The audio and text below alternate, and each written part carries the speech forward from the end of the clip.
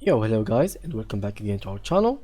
In today's tutorial, I will show you how to save an image in JPG form. So let's start with talking about what is the difference between JPG form and other forms.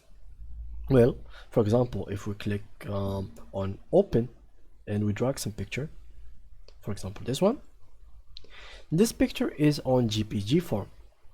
The PNG form, for example, is something like more like that. For example, if we remove the background, it's more like with no background behind it. If you need the JPG form, then that's the video for you.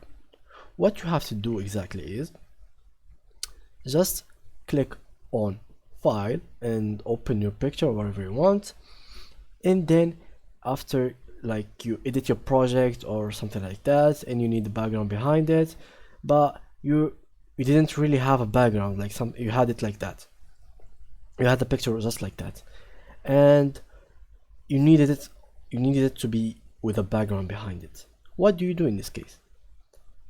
It's pretty simple. Just you gotta do two steps or one step, two method. It's actually two method. You gotta use what works for you better. The first one is clicking on Ctrl Alt and Shift S, Ctrl Alt and Shift S, and then from here click on this window and come to this presets and choose the JPEG form.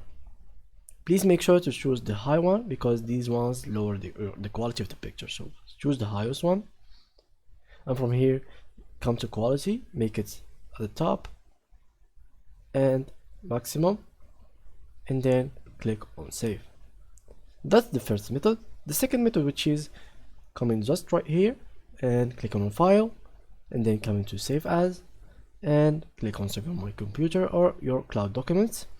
For me, I'm gonna use this one, and then from save as type choose the JPEG form from here, and that's how you guys can save any image as a JPG form. So thanks for watching and have a nice day.